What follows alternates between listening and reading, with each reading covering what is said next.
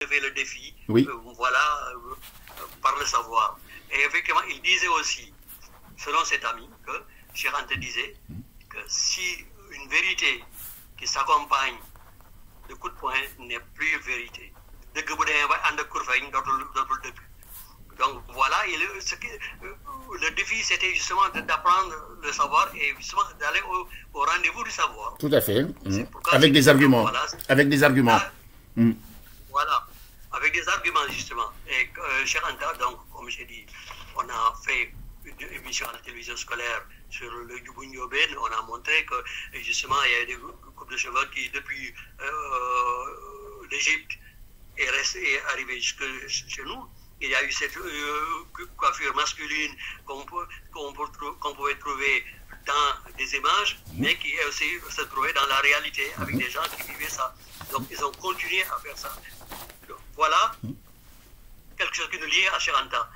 Et le jour, et après l'émission qu'on a faite, j'ai accompagné quelqu'un qui est une dame qui était la fille de l'ami de Cheikh Anta. Je l'ai accompagnée près de son laboratoire.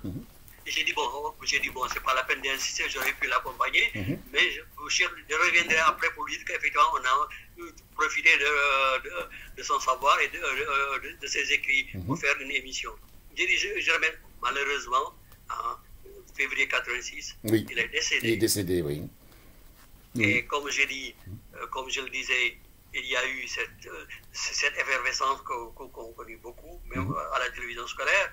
On se demandait, mais est-ce que c'est un vrai savant, un savant qui fait tel? On a dit oui. Et on a été à l'hommage rendu par Ibader Thiam à fin de résidence. Oui.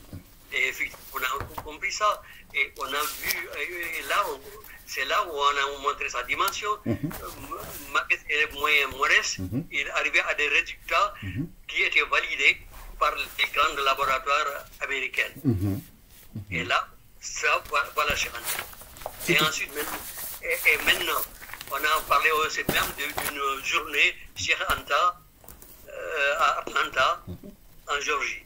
En Géorgie. Bon, et tout ça, c'est bien beau, mais là, c'est là où donc, je parle du cadre de Cheikh Anta, cette dimension-là, qui était déjà dans son cercueil. Et après l'hommage rendu par Ibader Thiam, j'ai été avec le capitaine Oumar Khan, qui habitait Grand Médine, et on s'est rendu direction Bambey pour aller à Haïti. On est arrivé, tout ce que je me rappelle, c'était un petit abri de paille qui ne payait pas de mine. Pas beaucoup de monde, le cercueil était là, on a fait la prière mortuaire. Donc cette chose-là m'est restée. Après la prière, on nous a dit, attendez, on va aller l'enterrer. Après, donc, quand la cérémonie s'est terminée, on nous a dit, bon, allez, vous pouvez venir voir. On a été dans une vieille baraque, par la fenêtre. Moi, je voyais que c'est le gros table de sable, un gros tas de sable, arrivé jusqu'à la fenêtre. J'ai dit, mais attends, j'y comprends rien, on ne voit rien, mais gros tas de sable, je ne comprenais pas. C'est après que j'ai compris que voilà, justement, avec Cheikh Ibrahim et les autres, il y a eu pas mal de gros tas de sable, ou même, on parle même de maisons englouties par le sable, comme cercueil. Bon, voilà, ça s'est fait comme ça. Maintenant, je vois avec Gol, qui fait des émissions, qui vous montre une belle sépulture, voilà, de Cheikh Anta, voilà, et ce qui était le petit abri où on avait fait la prière mortuaire, un peu aménagé, bon, voilà, c'est menacé, cimenté et tout, mais je vous dis que j'ai gardé cette image-là, avec toujours ce regret, avec cette idée quand même l'Égypte, donc les Camerounais, ont décrété des journées de deuil, on a rendu hommage au dernier pharaon, comme vous avez dit. Voilà, le mot pharaon lui est resté. Et c'est ça que j'ai retenu de Cheikh, même temps bien sûr le politicien, qui avec, après le colloque international dont je vous ai parlé à Bamako, j'avais rencontré un Medoune Diop, qui était justement, disons, un maître à penser du gouvernement de l'époque. D'accord. Je me disais, oui, d'accord, moi-même j'ai été élève de Cheikh, mais seulement pourquoi il parle de gémination, parce que tel et tel, il faut mettre forcément de consonnes pour la force articulatoire de la consonne, etc., etc. Bon, mais on ne dit pas ou bien on ne dira pas pourquoi N. Il faut écrire Ben parce que c'est ça ce qu'il disait. Oui. Je dis, bon, d'accord, je pars, je suis juste en transit à Bamako, mais on se retrouve à Dakar. Et puis, moi, j'étais à Dakar, je me rappelle le jour où j'étais à Dakar, ils avaient le journal Kadou, c'est ça, oui. Et qu'il l'a vu, il m'a dit oui, tout de suite, il m'a catalogué comme quelqu'un qui venait pour Chiranta. Et j'ai dit, mais nous, on fait une expérimentation à la télévision scolaire et nous respectons cette idée. Et bien sûr, voilà, c'est bien dit et c'est bien mené. Le seul hic qui est resté avec l'époque des années 80, c'est cette manque du deuxième accent pour les voyelles longues. Oui, d'accord. Et là, quand la voyelle est longue, on met deux i. Quand la voyelle est longue avec le a, on met deux a, etc. Et quand la voyelle est longue avec le e, c'est-à-dire que le e avec accent, mais là, on met un seul accent pour le premier, non sur le deuxième.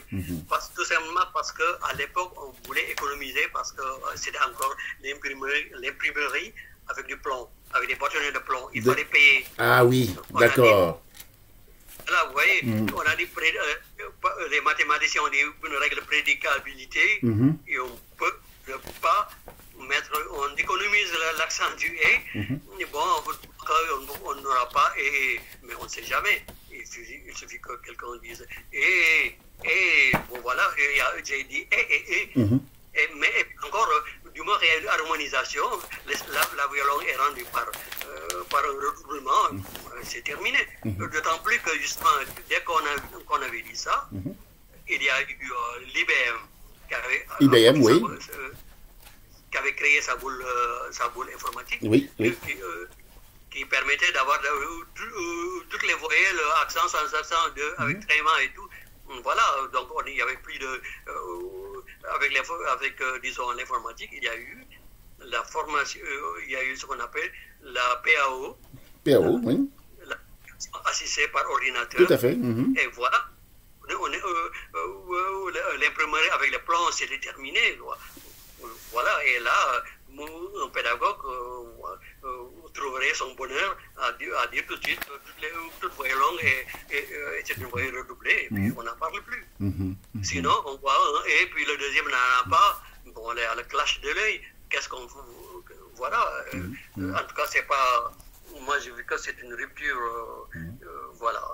Et effectivement, je disais à Indiaga que j'allais faire peut-être un précis aussi de grammaire pour encore reparler de ça. Mais je vous dis, moi, je suis d'accord. Cheikh nous a, quel que soit le cas, Cheikh nous a inspiré. Et je sais que bien, que ça soit de Kadou et bien de Segui, où Senghor lui demandait de mettre un seul G et demandait à Sembène de mettre un seul Tiedo. Et moi, je disais, bon, à ce moment-là, comme c'est un décret, est-ce qu'à l'entrée en sixième, un élève qui fait une faute, justement parce qu'il aurait fait est-ce qu'il faudrait le faire sortir de la salle pour l'amener en prison? Non, on ne pouvait pas.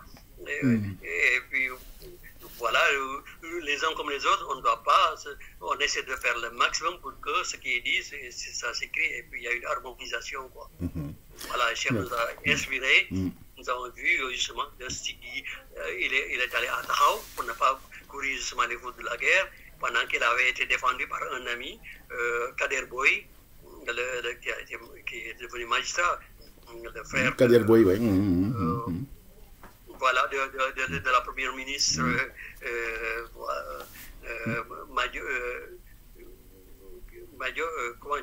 comment ça s'appelle encore, la sœur de Kader, qui a été premier ministre Wade. Je connais pas. Boy, premier ministre. Oui, une femme premier ministre, elle a été la première, elle a été femme première ministre sous Ablaye Wade. Ah oui, c'est pas la dame de Grenoble là? Non, non, pas Aminata Touré. Pas Aminata Touré, qui est passée par Grenoble, hein, je ne sais pas si vous le savez. Elle a fait Grenoble, hein. Si, j'ai trouvé ces sœurs-là. D'accord, voilà, c'est ça. Oui.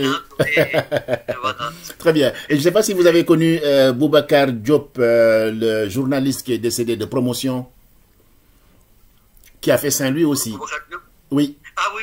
Promotion. Oui, c'est lui qui avait fait le journal, là. Promotion. Comment ça s'appelle? Promotion, qui faisait partie effectivement des premiers à se battre pour la liberté de la presse au Sénégal. Exact. Parce qu'il est décédé. Je connais bien. Voilà, parce qu'il est décédé. Il est décédé, comme vous parlez de Saint-Louis. Si, ma femme aussi le connaît bien aussi. D'accord, il est décédé là. Il est décédé il y a 3-4 jours là. Oui, il est décédé parce que moi j'ai fait l'école avec sa fille et son fils Sidi était avec nous à Besançon où il a fait sa thèse de latin grec et qui a travaillé au centre de linguistique appliquée à Dakar. Voilà, avec le professeur Voronov. Avec le professeur Voronov. Voronov, vous savez qu'il venait de Besançon. Voronov.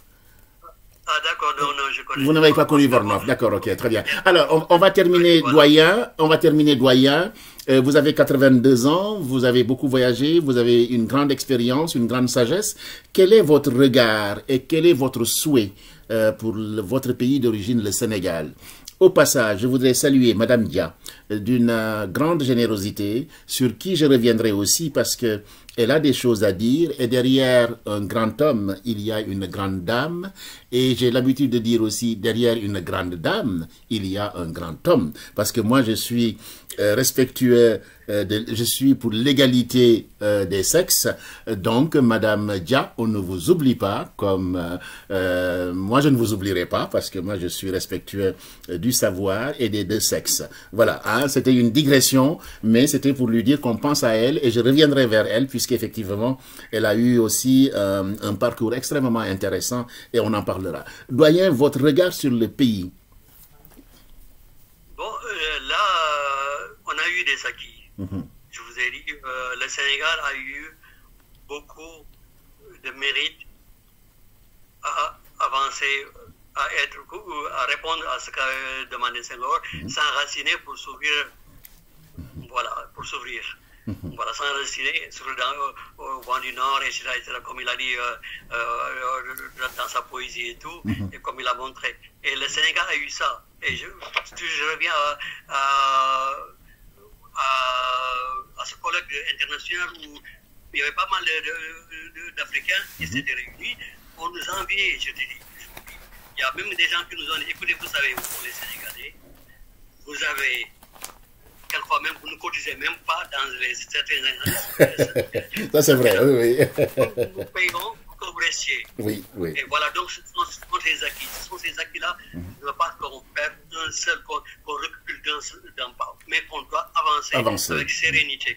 Avec sérénité et justement relever ce défi. Ce défi de dire que c'est par le savoir qu'on combat le savoir. Bien sûr, très bien. Et voilà, c'est cette mérite-là. Qu'on arrive à ça, un consensus. Avec Senghor, on disait le Sénégal fait du dialogue. À les années 60, j'ai eu voilà, le dialogue. Même quand on parlait au père, on disait je vais dialoguer, je vais dialoguer. Voilà. Tout à fait. Seulement, le Sénégal maintenant est devenu plus violent. On dit Baïl Modour Pavi. D'abord, il y a eu Baïl Modour Pavi. Baïl Modour Pavi. Non, mais c'est le dialogue Pavi. Tout à fait, tout à fait. Donc, je souhaite que le Sénégal arrive à ça, à reconquérir cette sérénité. Et voilà, qu'on avance, quoi.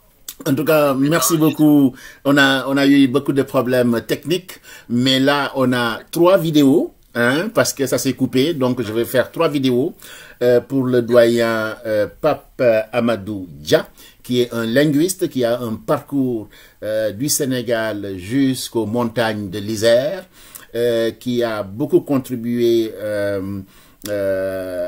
la codification du Wolof, au partage du savoir dans les contrées les plus lointaines. Jeune instituteur, il n'a ménagé aucun effort. J'allais dire que c'est un crack parce qu'il a passé tout son temps à doubler les diplômes, voire tripler. Il a failli tripler son DEA. C'est un amoureux du savoir. Il avait même le rho du savoir. Et quand c'est la première fois que j'entends ça, savoir jusqu'à avoir le rho, hein, c'est véritablement posséder le savoir et c'est vraiment un très grand plaisir. Et j'espère que ceux qui me suivent auront autant de plaisir à vous écouter.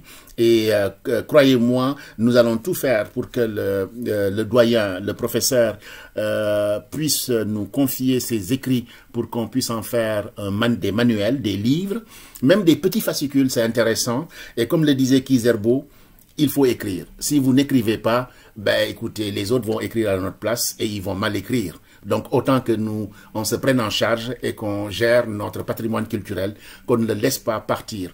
Donc c'est une promesse que je vous fais. Je travaillerai avec le professeur, avec la complicité de son fils Ndiaga Dia, qui est aussi quelqu'un de très, très, très ouvert, et de sa fille, je pense que c'est Khadi, que je ne connais pas, que je découvre, et qui m'a aidé effectivement dans la technique, et que je salue beaucoup. Et toute la famille Dia de Grenoble, je vous salue. Mon ami, je salue beaucoup mon ami Abou Fall, qui est effectivement le relationneur, c'est lui qui m'a permis de connaître monsieur Ndiaga Dia, c'est lui qui m'a permis de rencontrer effectivement tous ces jeunes de Umoja, les jeunes sénégalais de l'Isère, Isère où je viens souvent chez ma sœur à Grenoble, à Voiron, où je passe mes meilleures vacances studieuses en regardant les collines, les montagnes. C'est véritablement un lieu que j'apprécie beaucoup. Doyen, je vous remercie infiniment. Infiniment, et je rappelle que notre doyen a 82 ans.